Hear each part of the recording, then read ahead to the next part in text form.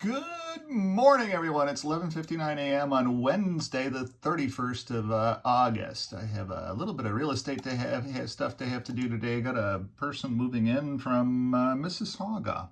Got to sell their condo up in Mississauga and move them down here to Windsor. So that's definitely a go here now.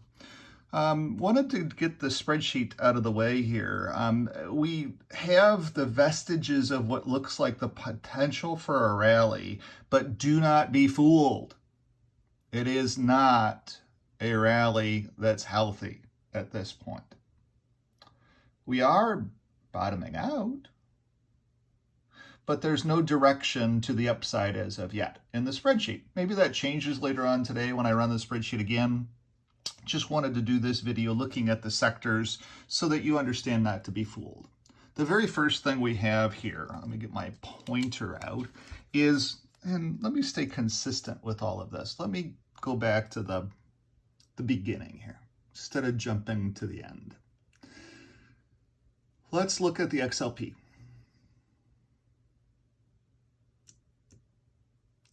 Where is the XLP at? There you are, Coca-Cola, XLP. So as we know, we're looking for the XLP to drop to 72.91. And it hasn't dropped there yet. It's still 73, hanging in there. Okay?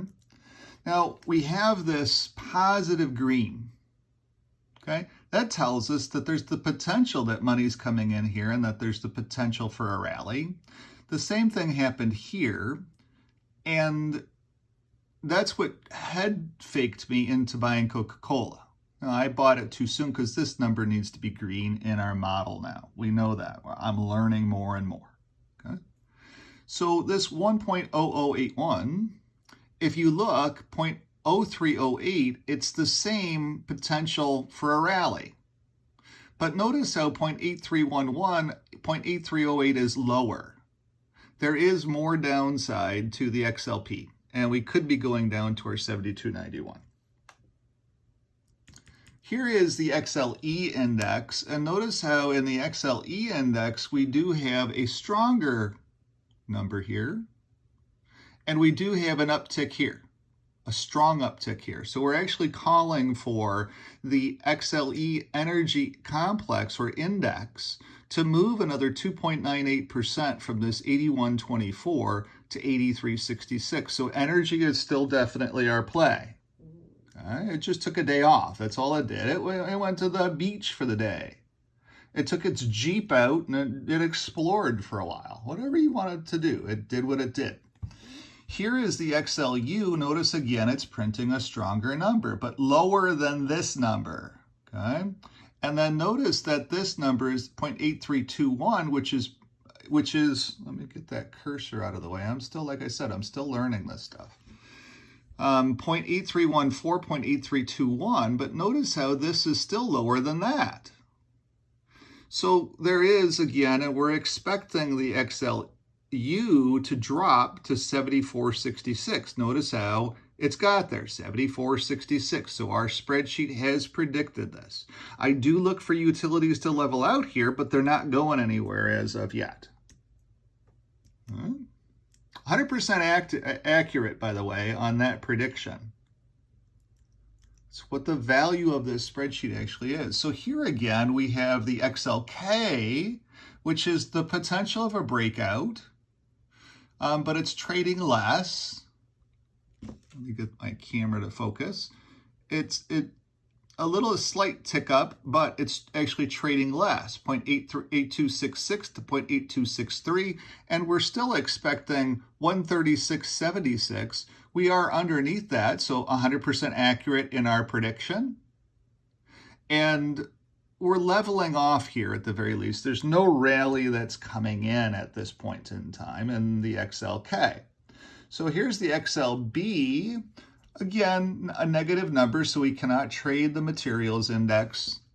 If we look at this, a negative number,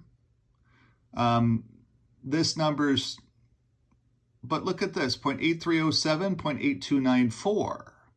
So if we do that math, we're actually looking for another drop from the 76.35. I just haven't done that math yet. We know that 75.54 is our target bottoming on the XLB, and notice that within 2 cents. So that's 100% accurate from this breakdown, looking at where we're going to. So definitely it was a put by the puts, by the puts, by the puts. That's what I learned.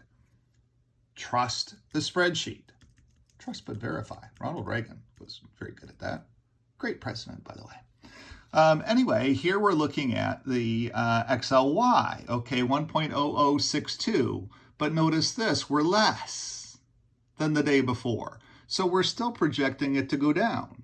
So if we look at what we were projecting is 155.13 on the XLK, and notice how we dropped 163, 159, 157, 155.48.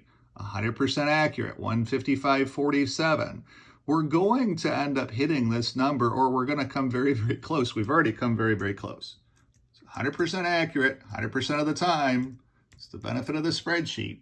Again, looking at the XLC, 1.02, but notice again this negative number here. It's less. So we're expecting, keep in mind that we were expecting 54.24, our drop on the XLC. Now we got that to 52.72 yesterday, and then all of a sudden the whole market opened up and buyers came in. But look for this retest back to this 54.24. We're 54.96. Keep in mind that there's over $1 billion of cell phone bills out there that aren't being paid. They're just not paying them. They don't care. The government will step in and pay for them. So here is the XLF, and as I said in my video, the XLF is going to be the strongest sector. It's actually holding up pretty well. But again, 1.0072, but notice this negative number. We can't trade it. There's nothing there. There's nothing going on. 33.33. We're expecting that drop to 32.81. We're getting there. I believe that we hit this 32.81. Just hold on with the XLF. XLV, again, strong number. But look at this. Weak number, well, kind of the same number here. Again, not anything in the healthcare sector to be able to trade. And keep in mind that in the healthcare sector, we were expecting a 5.2 drop to 122.70. I believe that we still have some space to go here. Looking at the XLI, again, positive money going that way, but negative number. Okay, so then 93.62, we're looking for a drop to 92.19. We're just not there yet. We have more to go down in the XLI index. So when we look at the broader market then, look at what happens here. So we have 0.8293, 0.8292. We have a lesser number. Now this margin is very, very small, so we're not calling for the Dow to drop a whole hell of a lot. But we still have negative downside to the Dow. If the sectors are saying, we're not really that good, don't pay any attention to us, other than the energy complex, where are you trading? The energy complex. Where's the money going to? The energy complex. Why? Because Iraq is fallen. So more oil capacity. Now, Iraq came out and said, oh, don't worry, we're still going to pump as much oil as we possibly can into the global enterprise. But that's just not true. So because what happens is when the regime gets overthrown, whatever regime was there, I don't even know. But when the regime gets overthrown, then the money stops going to maintain the oil flow. And the money is exceptionally important to maintain oil flow. So Iraq can say all they want to, yeah, don't worry, we're going to continue to keep producing for the global world, but their investment will drop in their own infrastructure, which then starts to see, over time, less and less and less oil production coming out of Iraq. Now, keep in mind that George Bush went into Iraq to get the oil. It's the whole reason for the Iraq War. All of the wars in the 1980s and 1990s and 2000s, and actually today, are really about the concept of the oil production or the resource production. The Donbass region in Ukraine has some rare minerals there that we need to be able to produce batteries with, and they're actually accessible. So that's the reason for the war. Everybody's battling for this rare mineral. So at the end of the day, we're always going to be doing that, only we'll hide it in other ways. We'll say, oh, it's about this or it's about that, but it's really all about the resources that are on that land. So at the end of the day, there's nothing to trade today. Go out. It's a beautiful day here in the city of Windsor. It is stunningly beautiful, blue skies. Go out and enjoy this day. There's nothing to see. There's nothing to watch unless you're an energy trader. My ExxonMobil shares, I haven't even looked at yet today. I haven't run the spreadsheet down there. I just wanted to run this video to be able to show you. Don't worry about the head fake. There's nothing going on in this market. Look for further downside as we head into September. We are balancing out at that 31,750 on the Dow. But I believe there's a little bit further downside before we get any data points to even say that we're bottoming. So, and the VIX isn't running either, which tells us that there could be more retracement to this. That's the Art Cashin kind of concept as well too. Anyway, enjoy the day. Go out and do it. Have fun. And there's nothing to see here in the stock market. So turn your attention back to your family. Have a great day. Bye-bye.